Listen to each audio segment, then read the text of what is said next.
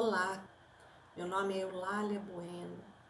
Eu queria deixar para vocês uma pequena mensagem que fale a favor da vida. A Terra passa por um período de graves transformações.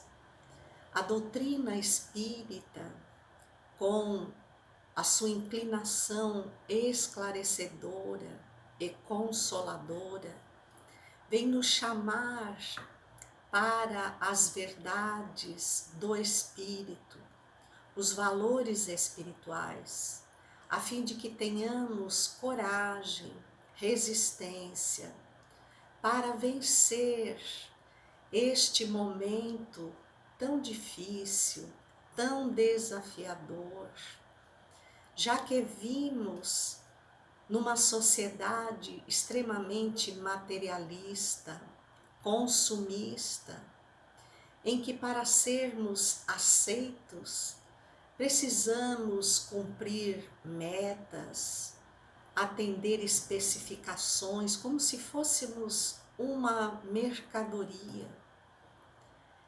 E o nosso espírito, que óbvio passa pelas experiências reencarnatórias, mas sua origem é divina, é imortal.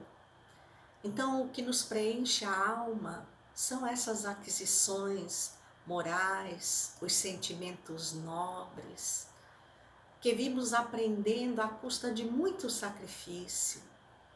Conta-nos o filósofo francês Gilles Lipovetsky, num dos seus célebres livros, este chamado Sociedade da Decepção, que os valores materiais nos iludem os sentidos e nos fazem acreditar que tudo, exclusivamente tudo, o nosso modo de vida, a forma como os outros nos avaliam, vai exatamente do campo daquilo que consumimos, tirando por aquilo que vestimos, ou pelo carro que temos na garagem, ou pela casa ou o bairro onde moramos, as pessoas fazem juízos de nós e o nosso espírito sofre.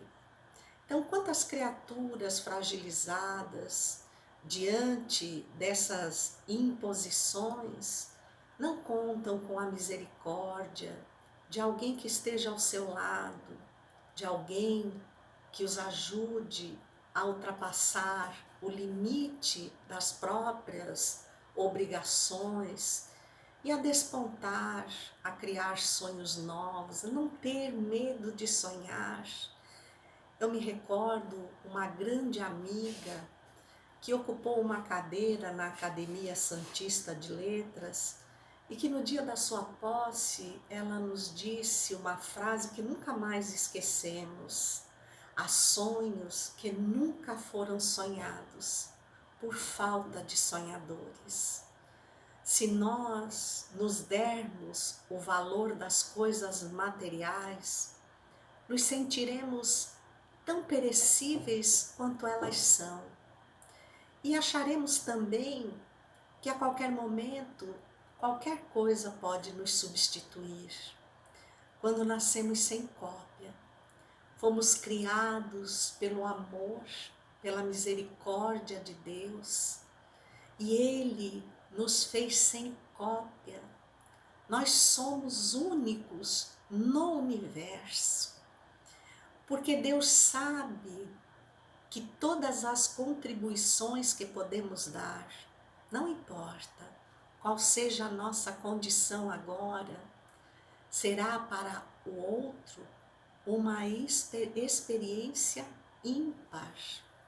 Se você acha que não tem mais por que permanecer na Terra, pense em você como espírito imortal.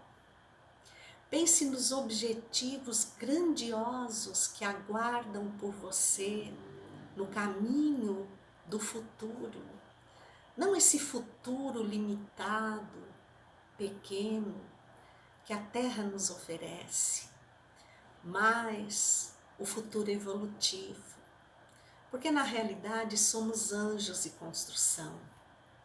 E se você, talvez agora, passando por alguma dificuldade, desacredite de Deus, então me responda, se não existe Deus, quem é que criou com tanta majestade e com a métrica incomparável que nem sequer os maiores cientistas dominam as condições do universo? Quem fez galáxias e constelações, mundos e sóis? Quem foi que criou a beleza que se estende na grandiosidade do mar? Que mesmo sendo forte e poderoso, ele respeita a singeleza da terra, sem invadir-lhe a intimidade. Ah, se todos nós nos comportássemos assim em relação ao outro, seria tão maravilhoso viver. Não haveria enfado, nem tristeza, nem decepção. Haveriam com certeza, como disse a nossa amiga, muitos sonhos e muitas perspectivas. Nós tomamos aqui momentaneamente de um livro que foi publicado pela FEB, Federação Espírita Brasileira, e que se intitula O Martírio dos Suicidas. O seu autor, Almerindo Martins de Castro. E esse homem ímpar nos diz que o maior desapontamento que pode ocorrer a um suicida é ele descobrir que, apesar da morte do seu corpo, ele continua vivendo. Em nossas reuniões mediúnicas, assim como na literatura espírita, que temos acesso às narrativas daqueles que tiraram a própria vida, são contundentes e muito tristes. Eles descobrem que não acabaram com a dor, muito pelo contrário, que agora sofrem muito mais. Eles chegam mesmo a ter saudade dos momentos que consideravam invencíveis, quando consciente ou inconscientemente dirigiram-se para o suicídio. E se você acha que isso é criação de cabeças que não têm muito equilíbrio, procure a ciência, procure os homens que se dedicaram ao esforço de estudar a possibilidade da reencarnação. Aqui no Brasil, nós temos o nosso Dr. Hernani Guimarães Andrade, que escreveu, depois de exaustiva pesquisa, o maravilhoso livro 20 Casos Sugestivos de Reencarnação. Leia-os atentamente. Procure também por Ian Stevenson e os seus mais de 3.000 casos sugestivos de reencarnação. Procure Ramendra Banerjee, indiano, que por sua vez estudou mais de 2.000 casos sugestivos de reencarnação. Você sabe o que vem a ser isso? Eles coletam dados, normalmente de crianças mal passadas dos 3 ou 4 anos de idade e que fazem relatos minuciosos de suas vidas anteriores. E eles vão atrás da comprovação, procuram locais, averiguam fatos colhem dados e depoimentos, certificam-se. E posterior a isso, tudo extremamente comprovado, eles então afirmam que aquele é um caso sugestivo de reencarnação. Porque parece que o espírito imortal, depois que reencarna, mergulhado nessas imposições limitadoras da sociedade desumana, tem medo de afirmar o que por si só tudo comprova que é verdade. No entanto, você vai encontrar depoimentos daqueles que atentaram e conseguiram destruir a vida física. E suas experiências, suas impressões de vivências no mundo espiritual são profundamente dolorosas. Quando nós lançamos mão do livro Memórias de um Suicida, da médium ímpar Ivone do Amaral Pereira, que narra a saga pós-suicídio do grande poeta português Camilo Castelo Branco, que se autodenomina no livro Camilo Cândido Botelho, e ele faz, como escritor que era, então essa dissertação minuciosa da sua história e de outros companheiros que com ele chegam ao mundo espiritual, mais propriamente ao Vale dos Suicidas, que não é um inferno, nem tampouco um purgatório, é exatamente um local restrito para onde todos os que cometem esse equívoco sentem-se atraídos, porque ali eles expõem as suas dores, as suas culpas, as suas fragilidades, e nenhum acusa o outro, porque sofrem do mesmo mal. Ele faz a história das dificuldades imensas que se seguiram após aquele instante frustrado, porque à frente tiveram que encarar a si mesmos e a todos os prejuízos que causaram, principalmente aqueles a quem mais amavam. Se você em algum momento está se sentindo deprimido, atirado ao abismo da desvalia, não se permita convencer. Coloque os olhos para o céu e sinta quantos amigos se desdobram como verdadeiros anjos, aqueles a quem chamamos benfeitores espirituais e que tentam sussurrar por todos os meios aos seus ouvidos, mas tomam-se como instrumentos de pessoas da sua relação, amigos, próximos ou distantes, e até pessoas que você não conhece, como eu agora, que veio em nome do Cristo te fazer um pedido. Não faça isso com você. Você pode até achar que o mundo merece, ou que é a única coisa que te sobra, mas não é verdade. Não permita que te convençam dessa coisa que não é fato. Olhe para si. Dentro de você, trilhões de células vivem dependentes da sua existência. Mas se tudo comunga para que você desista, feche os olhos. Ou se você é exímio no computador, dirija-se ao pesquisador Google.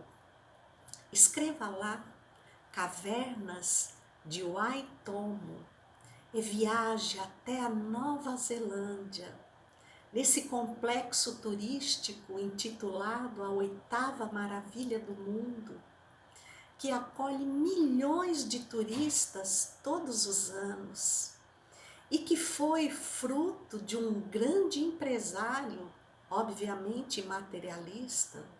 E como todo materialista só coloca os seus objetivos, as suas capacitações no mundo material, e óbvio, o mundo material tem limites, ele chegou ao topo e não tinha mais para onde ir. Na pergunta 943 de O Livro dos Espíritos, os benfeitores amigos respondem a Kardec que não é apenas a ausência das coisas materiais ou a necessidade moral que inclina as pessoas ao suicídio, mas que também a saciedade, que era exatamente o que esse homem sentia, que não lhes permite mais sonhar, mais desejar construir. E como último refúgio, ele buscou a região de Waitomo, no lugar mais desértico da Nova Zelândia. Quem sabe o nada lhe diria alguma coisa. E infelizmente é isso que o suicida pensa, que é melhor o nada do que aquela dor insana que lhe acomete e lhe tira todas as resistências e todas as esperanças. Mas ele foi surpreendido, porque sem ter o que fazer, não estava mais na grande cidade, nem tinha todo o luxo ao qual estava acostumado.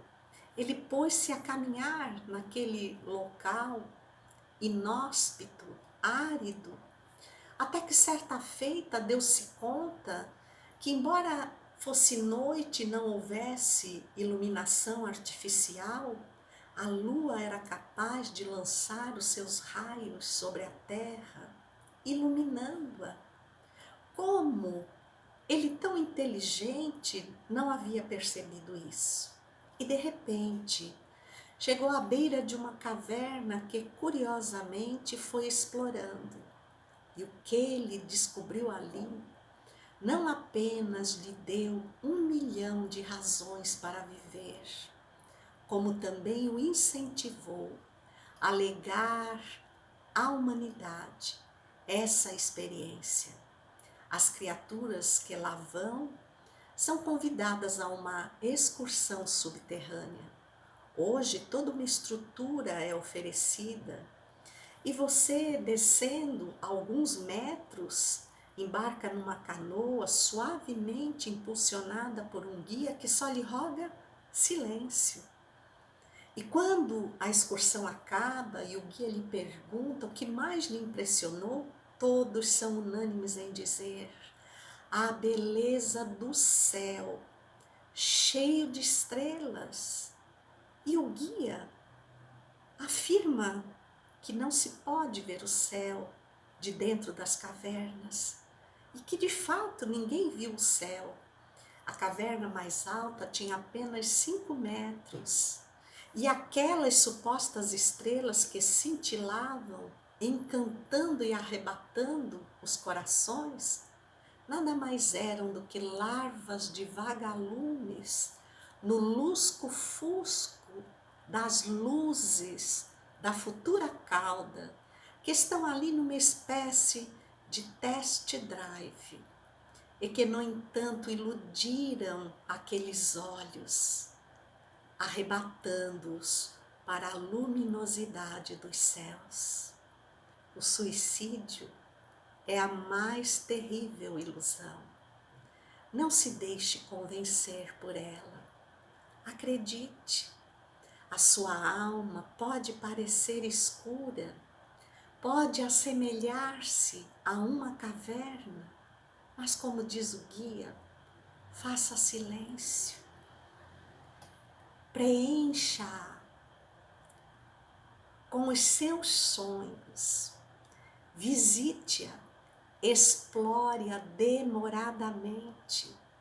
Eu tenho certeza que lá no fundo, bem lá no fundo, tão fundo que ninguém viu o suficiente para te dizer como você é importante, como você brilha como um céu pontilhado de estrelas, por um único motivo.